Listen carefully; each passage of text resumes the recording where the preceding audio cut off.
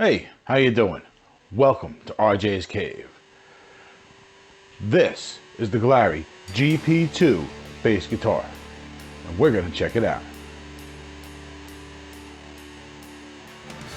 So this is the Glarry GP2, and it represents a next step of sorts for the GP lineup, as it has several upgrades from the original GP bass.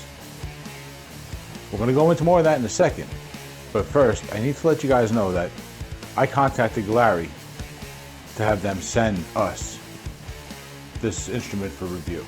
They were happy enough to do it. Thank you very much for the people of Glarry. But when I'm done with it here, I don't have to send it back. Basically, they said I can keep it, do what I want with it, whatever. You see, at that point, it's no longer got any real value for them. Then once they send it to me, it's not new anymore, so they can't resell it as new, so it loses value there. And initially, it wasn't very expensive to them to begin with.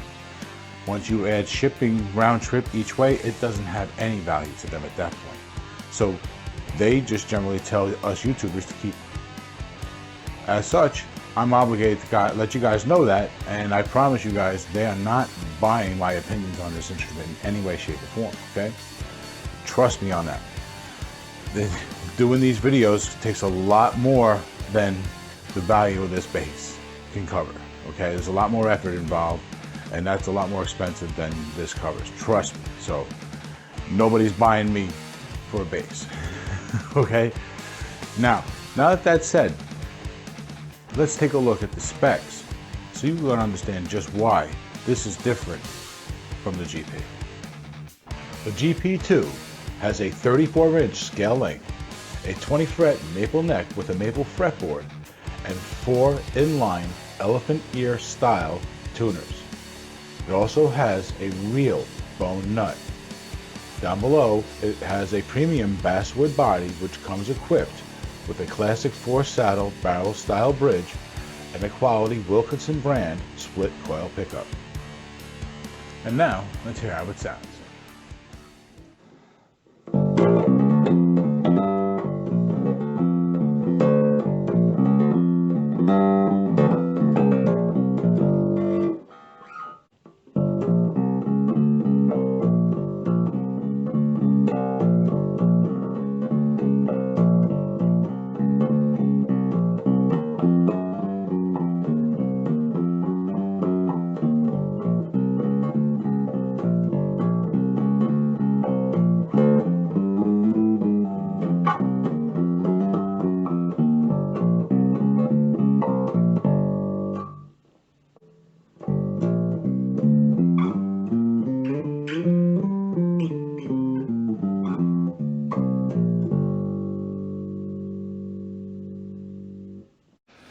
All right, so now you've seen the specs and you've heard the tones.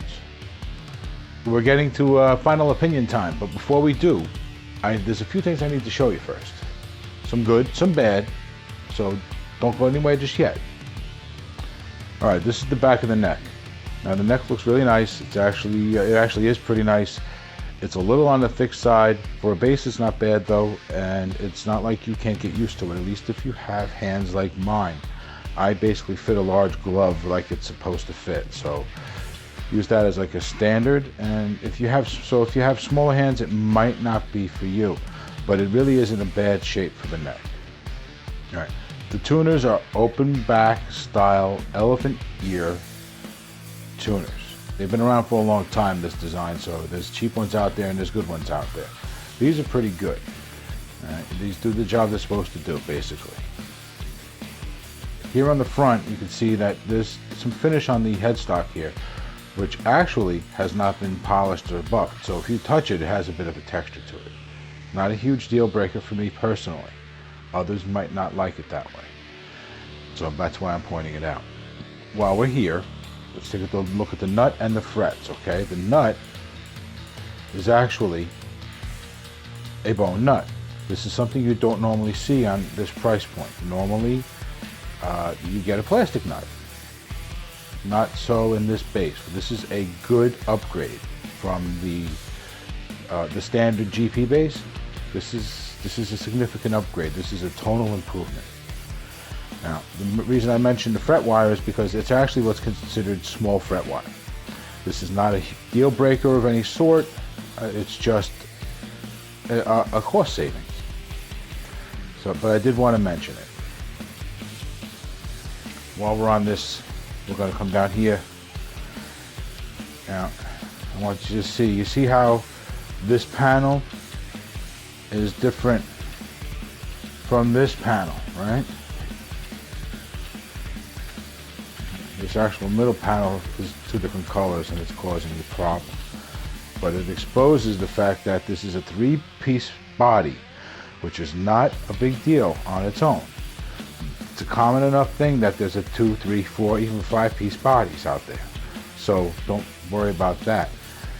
But on an inexpensive instrument, you're getting down to the bottom of the barrel when you're trying to make bodies and mate 3 pieces of unusual wood together or unfamiliar wood together. You do end up with stuff like this. So usually on inexpensive instruments, they'll just use solid colors. Here we have a see-through color, which allows us to see this.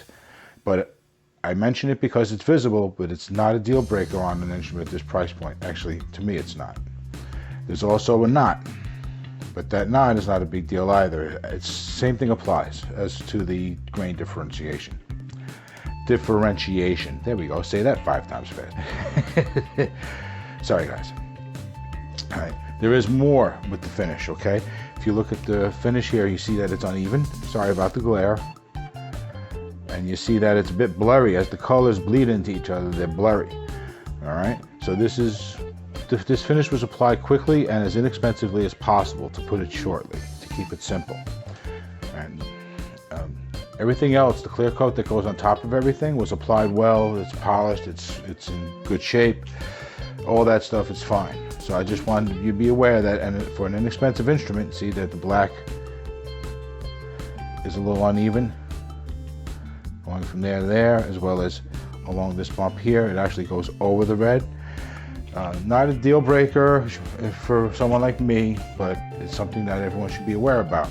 I mention these things because if I was a first-time player, I don't know that, like, out of the box I might be excited and be awesome, but like 6 months down the road I'm going to start noticing these things. I'm going to be learning that what's up, and I'm not going to be as happy with the instrument as I was when I first got it. So this is something to be aware of. This is a very, very solid pickup. This is for a Wilkinson brand. Having a brand name pickup of any type at a price point like this is very unusual. So this is a plus. This is a positive. Okay, so it's a good thing. All right. So why did I show you all that stuff? What's my point? What's the bottom line, right?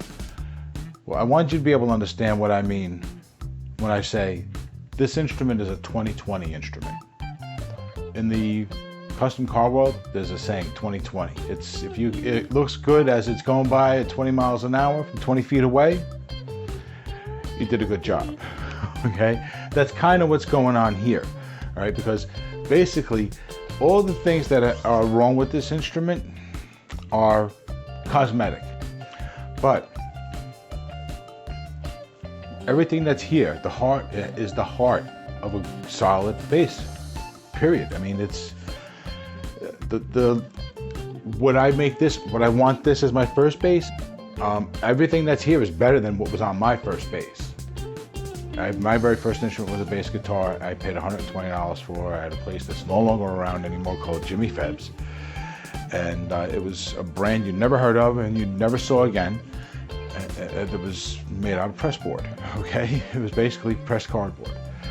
And I paid almost as much for that as this. And this has got 1,000% over that one. This is 1,000 times better than that one ever was.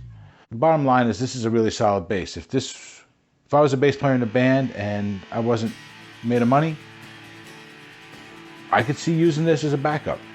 I have a main instrument and then a second one for to key things or just as a backup. This could be that instrument. It's got the makings of a solid instrument. It's got good tones and all that stuff. Basically it's a P bass, which if you go into a studio as a bass player and you're looking to get work as a bass player, you better have a P bass. Okay? If you don't have something with that type of pickup, a good version of that type of pickup, then you ain't gonna make any money. They're gonna be like, oh, what do you got? Okay, that's all right. They want that tone. This pickup, good versions of this pickup make good tone. A very specific type of tone that does well in the mix. So if you want to be a solid bass player, you got to have something with that in there. What better than the original? This is designed after the original, 1954, made by Leo stuff. Okay.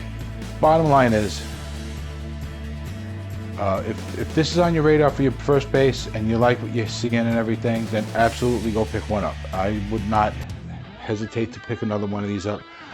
I don't think that the paint issues with this one are common. I think this is a bit of a flaw that I ended up with, as opposed to someone who actually paid for it. So I think that's actually a good thing. But I wanted to mention it here because that's the kind of thing that happens at this price point. These good companies will make sure that any kind of flaws that they have to let pass are going to be cosmetic ones. And those are the ones we discussed. All right, so, but one last thing, the gig bag. That's just a raincoat. There's no padding in it, nothing. It's just got a handle, there's no strap for your back. It's as inexpensive as it comes. Anyway, guys, stick around for a few more seconds. The boxes are going to pop up with some more videos. There's some more stuff for this space. There's an unboxing as well as a quick short, stuff like that. And more gear reviews and stuff like that. It'll be in the boxes here. So, and then don't forget, when you click on one of those, you help be a guitar player. And while you're doing that, don't forget to like, subscribe, and hit the notification bell. All right? Thanks for coming. Thanks for watching. This has been RJ's Cave. Take it easy.